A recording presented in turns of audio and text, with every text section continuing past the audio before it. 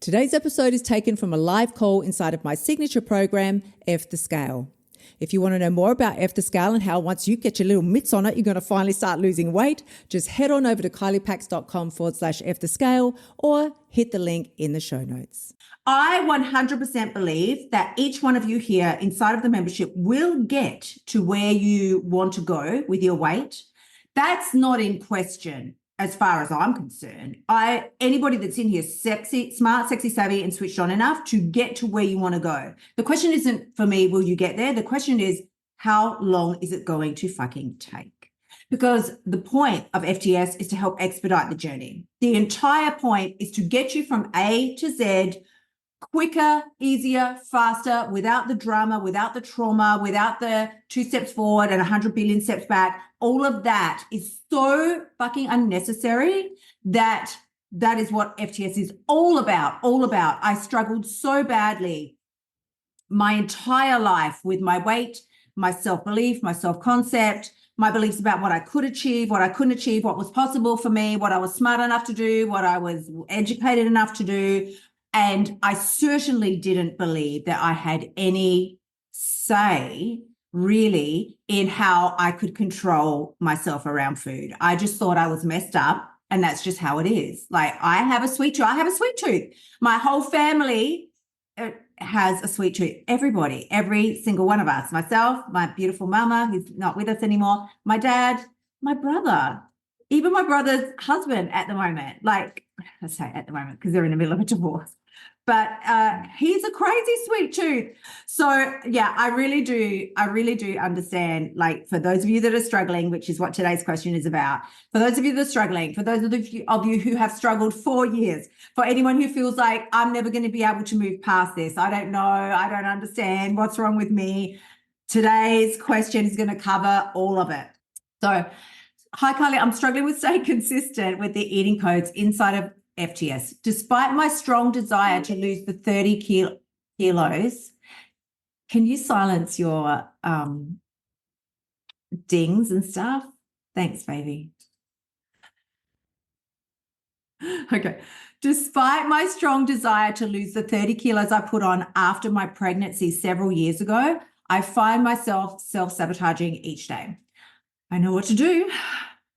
We all do. I know what to do. But by the end of the day, as I always say to you, my witching hour is 6 p.m. onwards. I don't give a fuck after that. So she says, by the end of the day, I'm so tired. I don't care. I'm so tired. I don't care. Or my kids or husband upset me so much that I find myself eating out of frustration. And I wonder if this will ever work for me. What mindset shifts or practical tips can you suggest? So the gorgeous Alicia is struggling with consistency. She has a really strong desire. Like, she really wants to lose the 30 kilos that she put on after her last pregnancy several years ago. Don't know how long. Could have been 2 years. Could have been 20. We don't know. But she's got these 30 kilos that she wants to lose, and she finds herself still sabotaging each day. She says she knows what to do. We're not stupid. She knows what to do. But by the end of the day, she's so tired that either she doesn't care or the kids or husband pee her off. And she ends up eating just out of pure frustration. And here we go. And I wonder if this will ever work for me. What mindset shifts or practical tips can you suggest? Now, this is so good. So what I always do, and I can't show you this because I've got it on a Word doc, but what I always do is I take your questions and I highlight the key points and pull them out and we talk about them. So the first one here from Alicia is she's struggling with consistency. Flat out, she says it. She said, I'm really struggling to stay consistent. And that flat, straight up is going to be your number one. If you can't be consistent, ladies, if you can't be consistent, what the fuck business do we have expecting any results? Consistency is where it's at. You're better off doing the eating codes at like even just 50%, but doing that consistently as you start to build up your levels of adherence to the eating codes, at least just getting the consistency down. Because if you nail the eating codes for 24 hours, but then eat like a lunatic for the next 2 days, and then you nail the eating codes for another day, and then you fucking eat your face off for the remainder of the week, the fuck? You're not going to see any results. If you ate all the foods that you normally eat now, let's just say we're all making shit food choices, what we would normally consider shit food choices. You're just having takeaway, you're eating fast food, you're doing things on the run, you may skip a meal here and there and then end up overeating later, like you're Uber eating every night. If you stick to what you're currently, not skipping the meals, but if you stick to the food you're currently eating, but you just apply the eating codes to it, I'm only going to eat if I'm hungry. I'm going to plan it for the day. Second eating code. The third eating code, I'm going to stop eating at 80% full. The fourth eating code is I'm not going to eat my face off because the husband and kids upset me. And then the fifth eating code is act like the person you want to become. If you didn't change anything in your food choices, but you just started putting those parameters on there, you'd probably start losing weight. You did that consistently, you'd probably start losing some weight. Because I guarantee you could be making the same choices now, but you're just overeating and eating more of it and eating when you're not hungry and eating out of frustration, as Alicia said. Tell me I'm lying. I'm not. So when we talk about staying consistent, I will tell you here, the woman who's going to see the results inside of FTS is the one who keeps showing up when there aren't any. See this long pause of silence? Because I really need you. I need that to sink in. The woman who is going to see the result, the woman who's going to see results and get everything she wants here, she's going to see results inside of FTS. The woman who's going to see results is the one who will continue to show up when there aren't any. If you were, instead of chasing, so how about we set some parameters around this? Instead of chasing the outcome that you want, I want to lose weight, I want to lose weight, I want to lose weight, I got to lose weight. Instead of chasing the outcome that you want of weight loss, how about we start chasing the outcome of creating the habits that will ensure the weight loss is a slam dunk? You can't fail. It would be insane now for somebody who has the habits of getting up at the time they know they're supposed to get up, whatever time that is for you. It's not like, I mean, I know getting up early is like a really big thing sometimes in the self-development world, in personal development, just in the online world. People are like, I get up at, my coach that I work with for weights gets up at 2:45 every day. And he doesn't tell people to get up at 2:45, but he definitely does say you need to get up really early. And I do think there's a lot in that. Because there's a completely different energy in the morning than there is to even this time of the day and later at night. That's how it's supposed to be. You're not supposed to be in your highest, vibiest energy at night. You wouldn't be able to go to sleep. So there is advantages to getting up early, but you don't have to get up at insane, I call it insane, 2:45. You don't have to get up at 2, 3, 4. You don't have to get up at 5 if you don't want to. I have now finally, because you've heard me rabbiting off for fucking weeks and weeks about getting up at 5 a.m. And I finally really, really sat with it. And I was like, to God, like, why do I have to get up at 5? Because I just really felt that was the time I had to get up. I felt it for the longest time and I was really resisting it. Didn't want to do it. I would do it for one day and felt great, but then wouldn't do it the next day because I'd be so tired. And then finally, I just almost said to God, I'm like, you know what? Fuck it. If you want me to do 5, I'll do 5. If it kills me, it kills me. Now there's a fly that's coming. Like, whatever, I'll do 5. And the minute I released it and went, okay, I'll just do the 5, it was like I didn't need to do it anymore. I don't need to do 5. I'm actually going now anywhere between 6, 6:30, and I'm really fine with that because I feel good. I feel really good. It's still early enough in the day that I feel like it's fresh energy. The air is fresh. Everything is good. And I feel good because I felt like a piece of shit getting up at 5, quite frankly. But the whole point is, if you had somebody in your life who was getting up, let's say this person does get up at 5. They get up at 5, they do let's imagine this avatar, this imaginary person. She gets up anywhere between 5 and 6 a.m. She has her morning prayer time, journaling, meditation, whatever that might look like. She gets her ass straight into some physical movement, whether that is at the gym or whether that is going for a walk around the block, whether it's going for a walk around her backyard, if that's all she can handle, or up and down my hallway. That's what I used to do when I couldn't do anything more. I couldn't do more than that. I used to walk up and down my hallway until that was enough for me. She does these things Then she's making her plan. She's getting her shit together for the day. She's got it. Like it's all happening. She's doing this. She's sticking to this. She's making sure she adheres to the eating codes because they make her feel good, not because this is what I have to do to lose weight. She does it because it makes her so proud of herself. Fucking look at me. Look at me.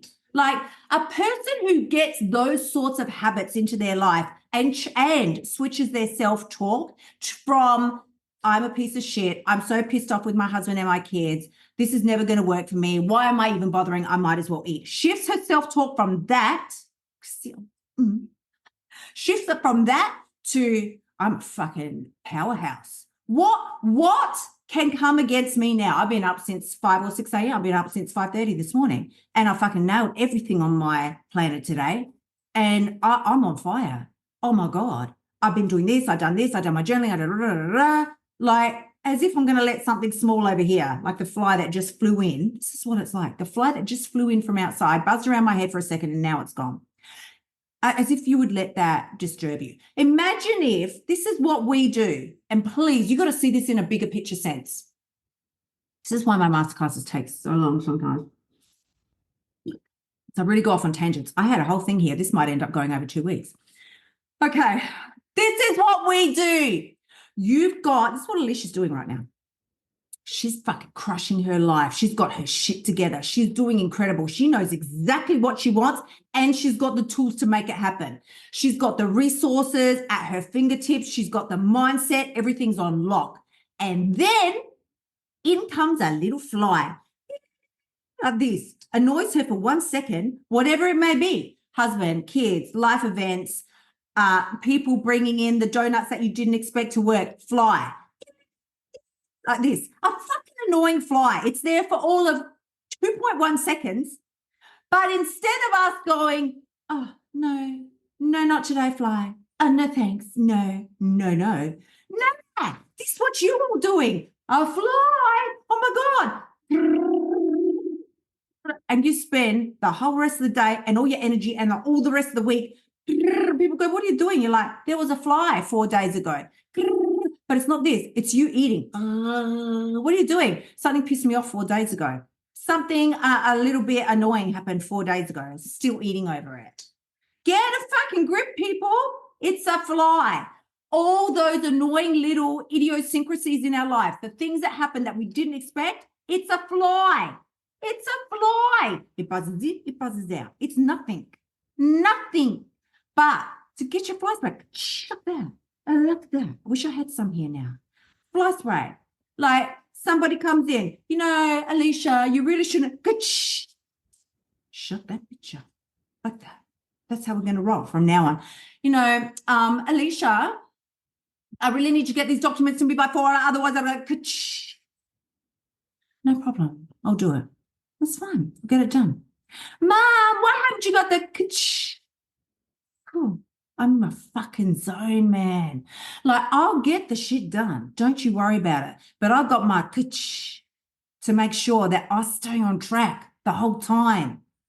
Don't let little flies pull you off your path. So what I say about that is if you had this avatar, this is what I talk about, eating code number 5, act like the person you want to become. If you had this avatar version of you that was like, unfucking believable. And she's all up there. She's getting up at whatever time she needs to get. She gets up at 5 or she gets up at 6. She gets up whatever fucking time. She's not sleeping until 10 and she's not hitting snooze on the alarm. Does your perfect version of you, can we just be honest? Does your perfect version of you hit the snooze alarm like 10 million times because she's fucking lazy ass? No. I don't want to get out of bed. I don't want that. Why? No. How about we shift our focus to I'm never actually going to get the gift of this day again. And you know what? I've heard that actually. It pisses me off that I even said that. Hang on. I've heard that before so many times. It doesn't really resonate because we all know damn well that the sun is going to come up tomorrow. So we're smart enough. You can't really fool yourself with, I'm never going to get this day again. Like if you don't feel the vibe, you don't feel the vibe and you don't care that you're not going to get this day again.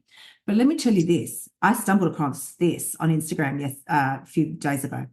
A little meme thing that said, procrastination is the pure arrogance you have when you think that God's going to give you another chance to do tomorrow what he already told you to do today.